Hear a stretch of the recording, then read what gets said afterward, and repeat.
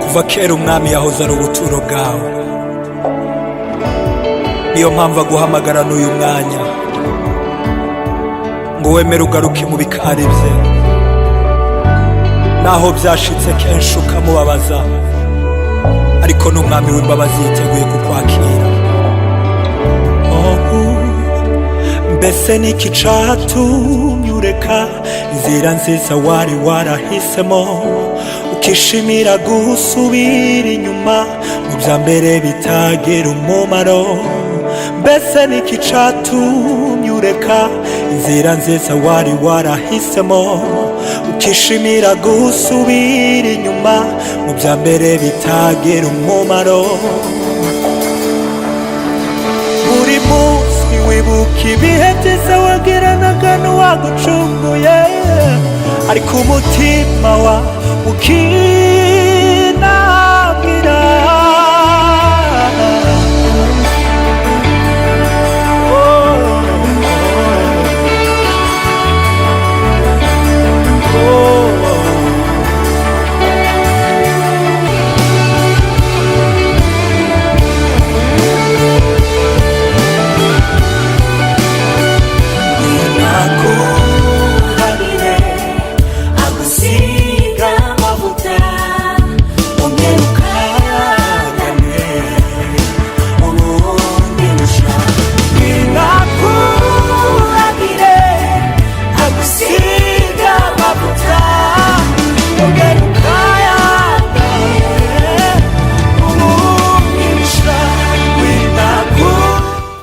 Munyemende baramutse mwege mwese bakunze mu dukurikirana, ndabifurize ukwezi kwa gatatu kwiza cyane gose. Nkuko mubibona turi ku kibuga c'indege Melchior Ndadaye Bujumbura, niho twazindukiye mu gitondo ca kare.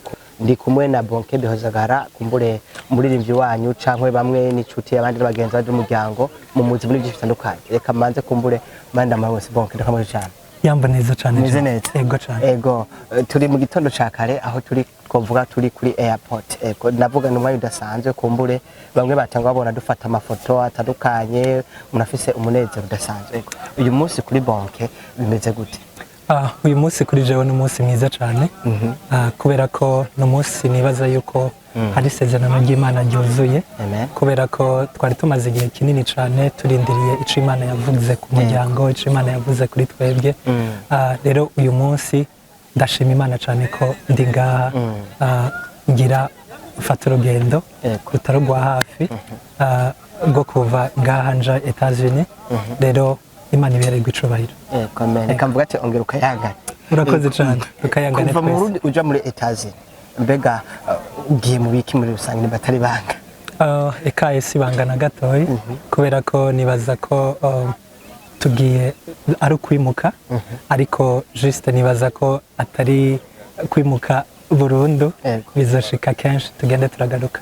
Ego ariko bivuze yuko kubariko barutahura yuko mugiye kubaye muri rusange. Ego cyane. Ego ni Bonke twamenye mu ndimi zitandukanye, cyangwa cyo usanga ari bamwe bari bakumenye na cyo biciye kumbure mu gikorwa akora cyo guhimbaza gutazira Imana. Mbega imbere yuko uza gufata urugendo nakaya kajambo ushaka kwasigira?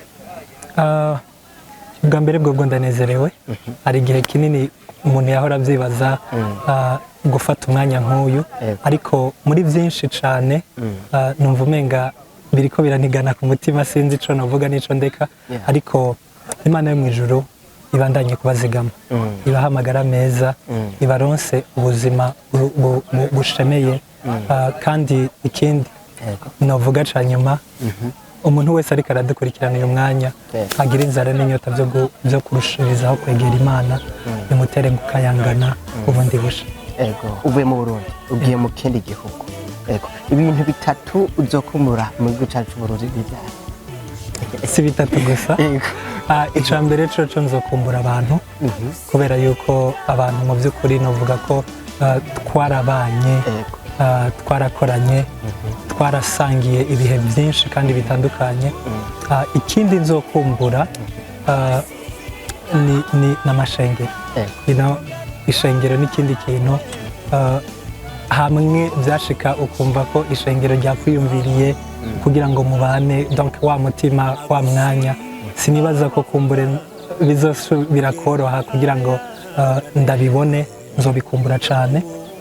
Ikindi ca nyuma nzokumbura ibihe byo kubana donc kubana n'abantu kubana n'abantu ni ikintu nzokumbura cyane kuko aha ndahasize umuryango munini cyane.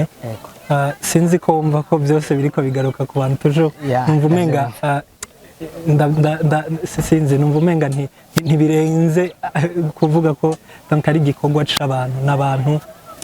Nagerageje uburyo bwose nshobora kwiyumvira ikindi kintu kumbura umuntu yokumbura, ariko numva umenga abantu bandutiye ibindi bintu bifadika umuntu ashobora gukumbura ngaha, ariko toujours nature y'u Burundi, la nature donc nzobikumbura.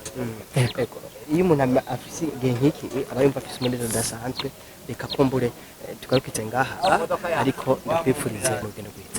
Urakoze cyane kandi ndabasezeye, goodbye, uko biri kose tuzongera tugaruke.